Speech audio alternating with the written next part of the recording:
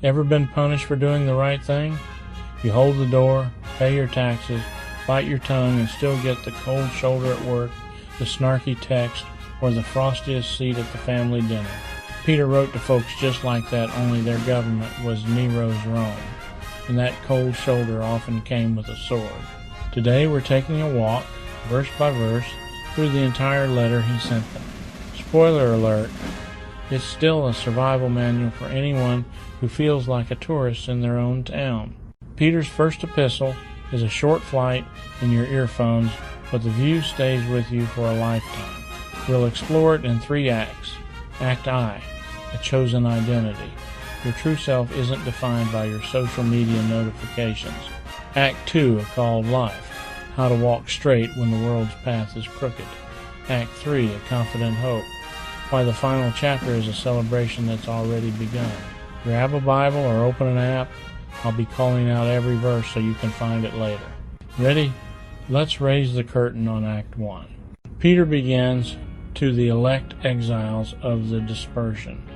Elect, handpicked by God, not by popular vote. Exiles, like citizens of heaven living abroad on a temporary visa in modern-day Turkey, where worshiping the emperor was the local custom. You're a citizen of a heavenly kingdom just passing through this one. Verse 2 speaks of the foreknowledge of God and the sanctification of the Spirit for obedience to Jesus. This is a divine team effort. The Father designs the plan, the Spirit prepares you for it, and the Son makes it all possible. If you feel scattered, remember that the Trinity is a perfect architect with a flawless blueprint for your life. 1. 3 Peter bursts with joy. Blessed be the God. Why? He has caused us to be born again to a living hope. This isn't wishful thinking, like a lottery ticket. It's a hope with a heartbeat, because Jesus didn't stay in the tomb. 1. 4. We inherit something imperishable, undefiled, unfading. Think of it as a treasure that can't rust, get stained, or lose its color. Your name is on the deed to an inheritance kept in heaven's unbreakable vault. 1. 6. In this you rejoice, though now for a little while, grieved by trials. Joy and grief are in the same boat.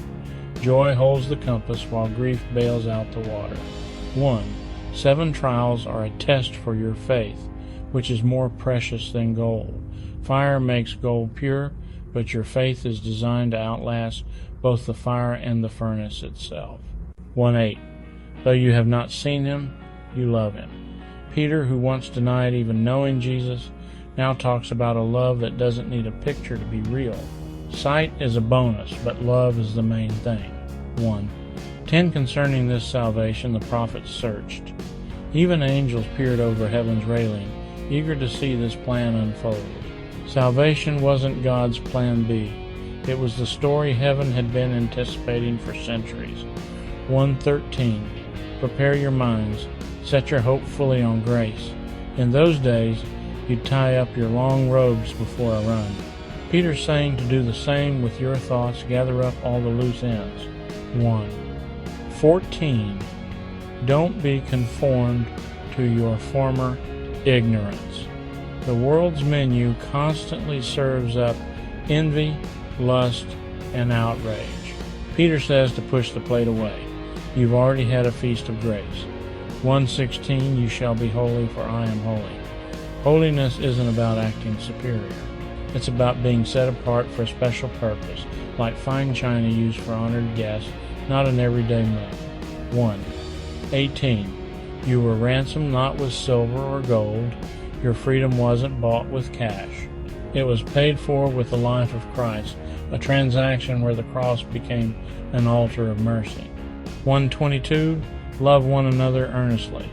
Truth is like the strong soap that scrubs you clean, but love is the warm water that rinses you and makes you feel new.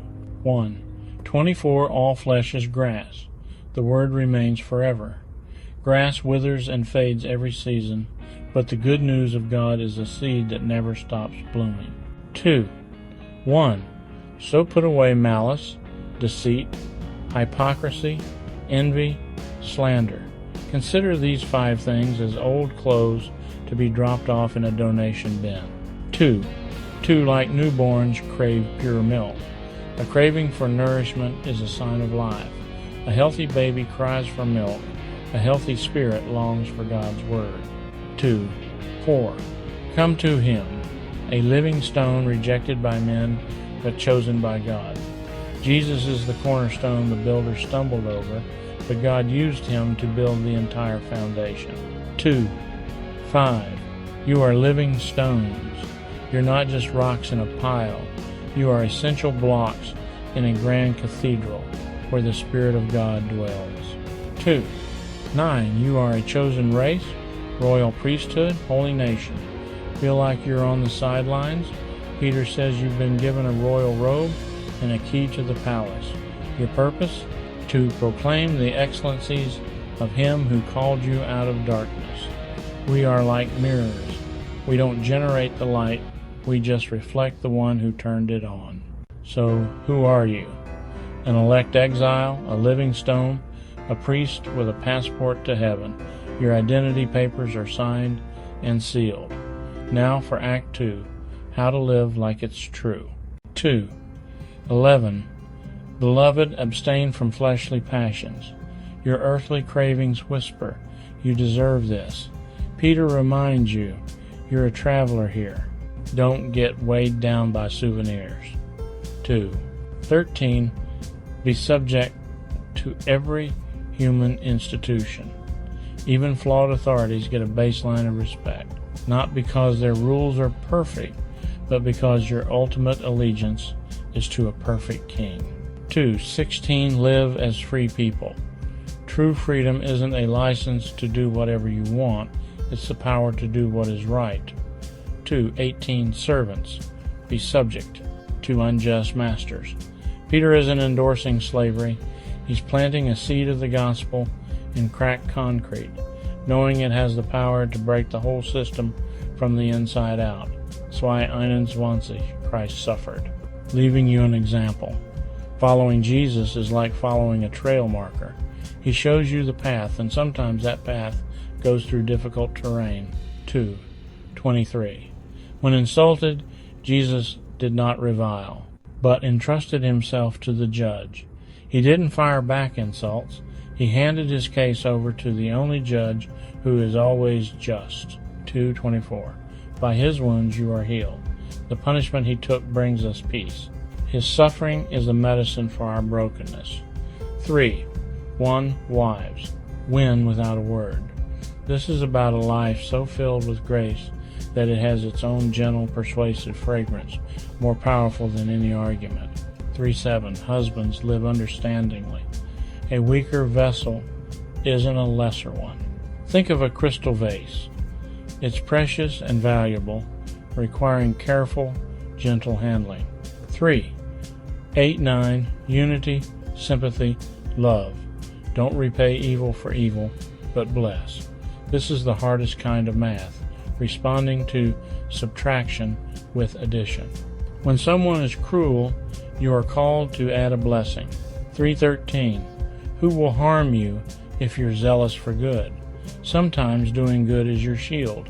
Other times it's the very thing that makes you a target. Peter understood both. 3:15. Always be ready to give a defense for your hope. Treat every question about your faith as an opportunity to open the door and show people the hope that lives inside you.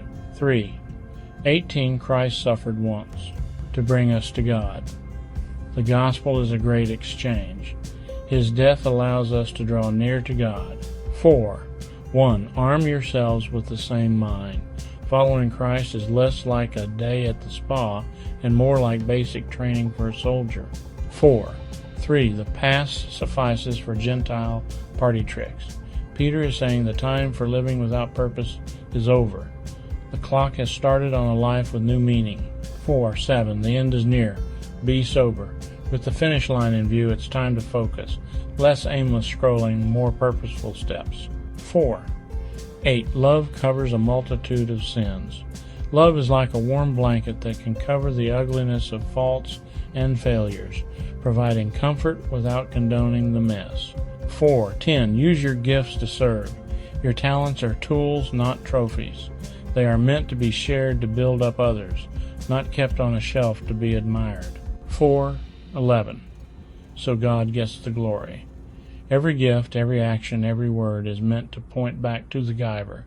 If this is making sense, hit the like button so the algorithm knows there's hope for us yet. Comment with the verse that's challenging you the most.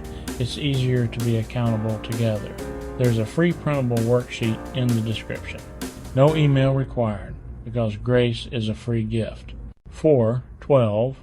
Don't be surprised by fiery trials. For Peter's first readers, the fire was sometimes literal. He says to expect the heat and to come prepared with faith, like fireproof gloves. 4:13. Rejoice insofar as you share Christ's sufferings. Rejoicing in suffering isn't natural. But Peter draws a line between a victim who sulks and a willing participant who finds purpose in the pain. 4:16.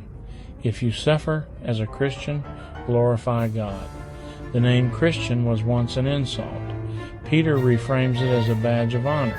4:19. Entrust your soul to a faithful Creator. This is like depositing your deepest pains into a divine vault that is infinitely secure and will never fail. 5:1. I exhort the elders as a fellow elder. Peter doesn't command from on high. He gets down in the trenches, speaking as one shepherd to another. 5:2-3. Shepherd willingly, not domineering. A title may give you a key to the door, but only a humble example will make people want to walk through it with you. 5. Clothe yourselves with humility. Humility isn't thinking less of yourself. It's like wearing a hat that actually fits. It's seeing yourself rightly in light of who God island. 5:6. Humble yourselves. God will exalt in time. God's timing is perfect. Our watches are just set to impatient. 5:7. Cast your anxieties on Him. Worry is a heavy backpack you are never meant to carry. Casting it on God is handing it over to someone strong enough to bear the weight for you. 5. Be watchful. The devil prowls like a lion. A lion roars to paralyze its prey with fear. Peter's advice is to stay alert and keep moving forward in faith. 5:9. Resist your brothers worldwide suffer too. Your struggle isn't a solo message. It's part of a global group chat. You are not alone in this. 5:10. After suffering, God will restore, confirm, strengthen, establish. These four verbs are a promise of divine repair. What was bent will be straightened. What was wobbling will be steadied. What was weak will be braced. And what was shaken will be set on a firm foundation. 5:12. This is the true grace of God. Stand in it. Here is Peter's summary. Live in God's grace, especially when you're under pressure. 5:14. Peace to all in Christ. Peace isn't the absence of noise, it's the presence of Christ in the middle of the storm. Peter ends right where he started. You are chosen, loved, and sent. Governments will still be flawed, relationships will still be tested, and workplaces can still feel like arenas. But the Spirit who raised Jesus is shaping you, the cornerstone is holding you steady, and the grace that bought your freedom will ultimately restore you. Walk out with your shoulders squared by your true identity, your feet moving in obedience, and your heart anchored in a hope that no fire can burn and no trial can take away. Remember, every exile is just one step closer to home.